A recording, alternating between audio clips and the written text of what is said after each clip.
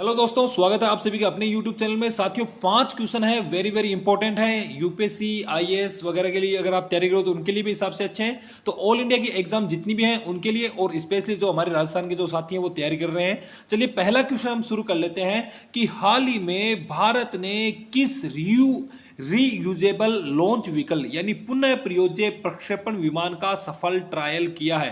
तो इसका उत्तर होगा अंतरिक्ष यान पुष्पक। ठीक है, नाम है इसका RLV-LEX-02। तो चलिए पहले इसकी एक फोटो देख लीजिए। ये देखिए, ये अंतरिक्ष यान है पुष्पक जो सफल लैंड किया है। ओके, अब इसके ऊपर आप देख भी सकते हो RLV-LEX-02 इसके ऊपर लिखा हुआ है, और ये देखिए इसरो का सिंबल दिख रहा होगा, यानी इसरो ने इसको तैयार किया है। तो चलिए इसकी विशेषता वगैरह इसके बारे में थोड़ी जानकारी ले लेते हैं। इसरो द्वारा ये निर्मित है। 2030 तक ये पूरी तरह से कंप्लीट हो जाएगा। अब देखो, हाल ही में इसकी तीसरी सफल लैंडिंग हुई है, जो कि चिनूक हेलीकॉप्टर से 4.5 किलोमीटर ऊंचाई पर छोड़ा गया था, यानी 4.5 किलोमीटर की ऊंचाई पर इसको जब छोड़ा गया तो इसने सफल लैंडिंग की है। अब देखो इसकी विशेषता की अगर हम बात करें तो विशेषता इसकी है कि पुष्पक जो है वो अंतरिक्ष यान पृथ्वी की निचली कक्षा में, देखो पृथ्वी की निचली कक्षा में 10,000 किलोग्राम तक के सामान और सैटेलाइट को अंतरिक्ष में छोड़कर वापस आ सकता है। ठीक है, इस अंतरिक्ष यान के द्वारा किसी भी देश के ऊपर जासूसी करवा सकते हैं और हमले भी किए जा सकते हैं, क्योंकि आप सभी को पता है कि अब जो युद्ध होंगे वो सिर्फ धरती पे ही नहीं, आसमान में भी लड़े जाएंगे, अंतरिक्ष में भी लड़े जाएंगे। तो इन सबको देखते हुए इसरो ने इसे तैयार किया है। दूसरी बात देखो, अंतरिक्ष यान पुष्पक के द्वारा डायरेक्टेड एनर्जी वेपन से दुश्मन के सैटेलाइट को मार गिराया जा सकेगा, यानी जो इंडिया है वो भी अब इसके अंदर शामिल हो चुका है। यानी कुल मिलाकर 6 देश हैं जो इसकी अंदर है, उसमें इंडिया भी अब एक बन चुका है। ये देखिए चिनूक हेलीकॉप्टर है, आप सभी को पता होगा कि चिनूक हेलीकॉप्टर अमेरिका से आयात किया गया था, और इसके द्वारा ये अपना अंतरिक्ष यान है। देखिए पुष्पक, ओके, इसको 4.5 किलोमीटर 4.5 किलोमीटर की ऊंचाई से इसको छोड़ा गया था। और लास्ट एंड फाइनल पॉइंट देखिए, अंतरिक्ष में कचरा साफ करने व सैटेलाइट की मरम्मत का काम भी इससे किया जा सकेगा। तो अंतरिक्ष में कचरा कौन फैला रहा है? ह्यूमंस फैला रहे हैं। बहुत सारे सैटेलाइट्स है जो कचरा वगैरह है वो भी ये साफ करने में काम करेगा। सैटेलाइट की मरम्मत भी इसके द्वारा की जा सकती है। चलिए important question, very very important question RS 2018 के अंदर, और इससे पहले भी RS के अंदर एक एग्जाम में ये पूछा गया है। तो 2 बार RS के अंदर ये क्वेश्चन आ गया है, तो दोबारा से इंपॉर्टेंट है राजस्थान की बहुत सी भर्तियों के लिए और ऑल इंडिया के लिए। तो देखिए, हाल ही में जारी वर्ल्ड हैप्पीनेस सूचकांक, यानी जो खुशी का जो सूचकांक है, विश्व खुशी सूचकांक में भारत का कौन सा स्थान है? तो दोस्तों इसके अंदर उत्तर होगा 126वां इसका उत्तर होगा। देखो, वर्ल्ड हैप्पीनेस डे है वो 20 मार्च को मनाया जाता है, और दुनिया का सबसे खुशहाल देश फिनलैंड है। पिछले 7 साल से लगातार यही आ रहा है, यानी लगातार 7वीं बार कौन बन रहा है? फिनलैंड बन रहा है। और अब देखो, सबसे नाखुश देश आपको पता ही भी होगा, अफगानिस्तान डेफिनेटली, जो 143वें स्थान पे है। और अपना पाकिस्तान, जिसके लिए हमें हमेशा ही रहता है भाई पाकिस्तान कहाँ पे, तो भाई पाकिस्तान जो है भले ही भूखमरी में हमसे पीछे है, लेकिन खुशी के मामले में वो हमसे आगे है। तो पाकिस्तान जो है वो 108वें नंबर पर है। आगे देखो, वर्ल्ड हैप्पीनेस सूचकांक की जब रिपोर्ट हम तैयार करते हैं तो 6 मानक को आधार बनाया जाता है। तो दोस्तों बताना चाहूंगा, यूपीएससी 2016 के अंदर एक क्वेश्चन आया था कि भूखमरी के सूचकांक के अंदर कौन से स्टैंडर्ड चूज किए जाते हैं। तो वैसा ही क्वेश्चन है, यूपीएससी के हिसाब से बहुत बढ़िया है। तो देखो 6 के 6 पॉइंट है, वो हर एग्जाम, स्पेशली जो पीसीएस के एग्जाम आप देते हो उसके लिए बहुत इंपॉर्टेंट है। तो देखो 6 पॉइंट कौन कौन से हैं? पहला होगा प्रति व्यक्ति जीडीपी, दूसरा होगा सामाजिक सहयोग। एक्चुअली ये 2 और 3 पॉइंट कंबाइंड हो गया, लेकिन दूसरा होगा सामाजिक सहयोग, तीसरा होगा उदारता, चौथा होगा भ्रष्टाचार की अनुपस्थिति, और पांचवा होगा स्वास्थ्य, और लास्ट होगा स्वतंत्रता। यहां पे थोड़ा सा पीडीएफ बनाते वक्त थोड़ी सी गलती हो गई, तो दोबारा देख लो, स्क्रीनशॉट ले लो। प्रति व्यक्ति जीडीपी, दूसरा होगा सामाजिक सहयोग, तीसरा उदारता, चौथा भ्रष्टाचार की अनुपस्थिति, पांचवा होगा स्वास्थ्य, और छठा होगा स्वतंत्रता। यानी वर्ल्ड हैप्पीनेस सूचकांक के अंदर ये 6 पॉइंट हैं, उनको आधार बनाया जाता है। चलिए साथियों, अब हम तीसरा क्वेश्चन देख लेते हैं, बहुत इंपॉर्टेंट है। और आपको पता भी, ब्रॉड एम्बेसडर आइकॉन जैसे जो क्वेश्चन है वो बार बार एग्जाम में पूछे जाते हैं। तो ये देखिए, भारतीय चुनाव आयोग ने दिव्यांग जन श्रेणी में राष्ट्रीय आइकॉन किसे घोषित किया है? वेरी वेरी इंपॉर्टेंट पीडब्ल्यूडी श्रेणी के लिए है कि राष्ट्रीय आइकॉन किसे घोषित किया है, तो शीतल देवी पैरा तीरंदाज। हाल ही में सुर्खियों में काफी चर्चा में रही है शीतल देवी जी। तो देखिए छोटी बच्ची है, 17 साल की है, तो एकमात्र बिना हाथ वाली तीरंदाज है ये, एकमात्र बिना हाथ वाली तीरंदाज है। 2023 का अर्जुन अवार्ड है उसकी विजेता रही है। उम्र केवल 17 साल है, जन्म स्थान इनका जम्मू है। चलिए आगे देखते हैं। भारत के मुख्य चुनाव आयुक्त की अगर हम बात करें, मोस्टली एग्जाम्स में पूछा जाता है, फिर भी हमारा गलत होता है, तो मैं बताना चाहूंगा दोस्तों कि भारत के मुख्य चुनाव आयुक्त राजीव कुमार है, जो 25वें चुनाव आयुक्त हैं इस समय।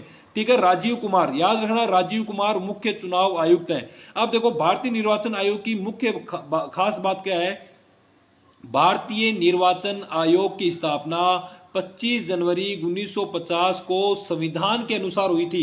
तो कहने का मतलब है कि यह एक संवैधानिक संस्था है, इसको गैर संवैधानिक मत कर देना। यह एक संवैधानिक संस्था है, हालांकि ऑटोनोमस हो, लेकिन यह संवैधानिक संस्था है। और संविधान के भाग 15 में अनुच्छेद 324 से 329 तक इसका उल्लेख किया गया है। तो इंपॉर्टेंट बात है, फिर से देख लो कि यह एक संवैधानिक संस्था है। संविधान के भाग 15 में अनुच्छेद 324 से 329 तक इसका उल्लेख मिलता है। अब देखो लोकसभा, इसका काम क्या है, काम देखो, स्क्रीनशॉट ले लो, मैं फिर कह रहा हूं स्क्रीनशॉट ले लो।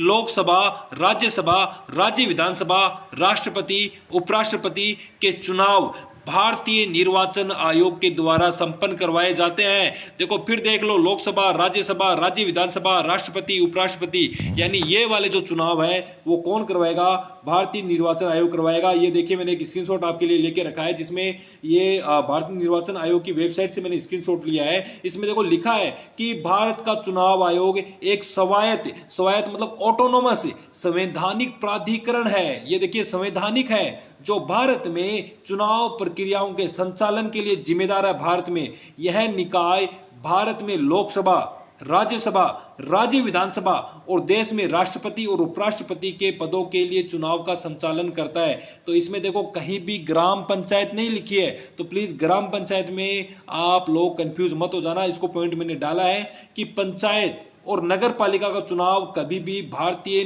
निर्वाचन आयोग के द्वारा संपन्न नहीं होते, ये याद रखना है। देख लो, फिर कह रहा हूं, इमेज में कहीं भी ग्राम पंचायत का नाम नहीं है और न ही आपकी नगर पालिका का है।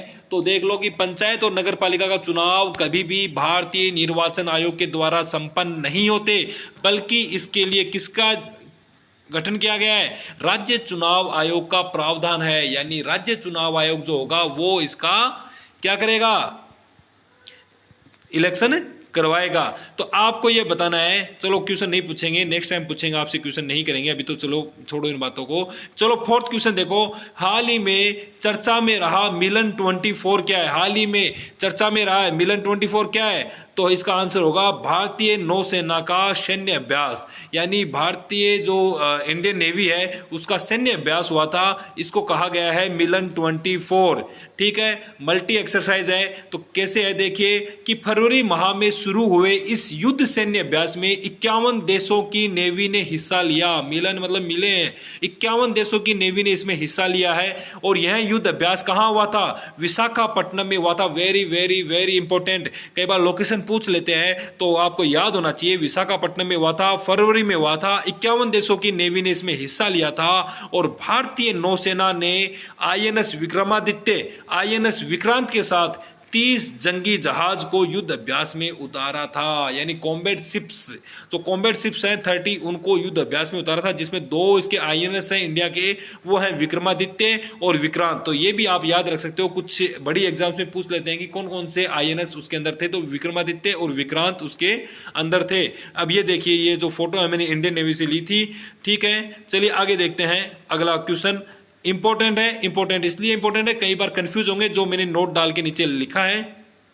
अब देखो कि भारत का सबसे ऊंचा मौसम टावर कहां स्थापित किया गया है, कि भारत का सबसे ऊंचा मौसम टावर कहां स्थापित किया गया है, तो दोस्तों इसका उत्तर होगा भोपाल। अब देखो क्या क्या है इसके अंदर, तो देश का सबसे ऊंचा मौसम टावर है जो 13 मार्च को केंद्रीय पृथ्वी विज्ञान मंत्री किरण रिजिजू। तो ये आप याद रखना, जो किरण जी हैं विज्ञान मंत्री, केंद्रीय पृथ्वी विज्ञान मंत्री, उन्होंने मध्य प्रदेश के भोपाल में देश के सबसे ऊंचे मौसम टावर का वर्चुअली उद्घाटन किया।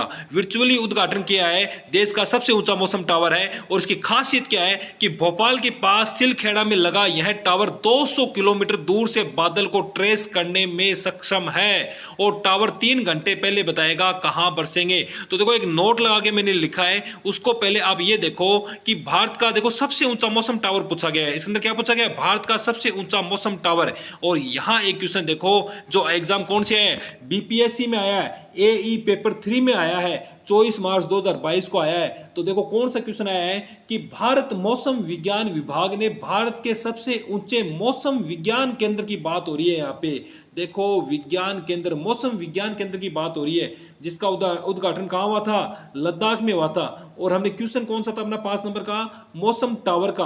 और यहां पे है मौसम विज्ञान केंद्र का। प्लीज कंफ्यूज मत होना, भारत का अगर सबसे ऊंचा मौसम विज्ञान केंद्र पूछेंगे तब तो हम करेंगे लद्दाख, वरना कौन सा करेंगे?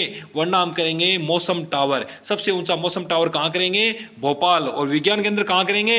लद्दाख करेंगे। कहां आया हुआ है? बीपीएससी के एग्जाम में ये आया हुआ है।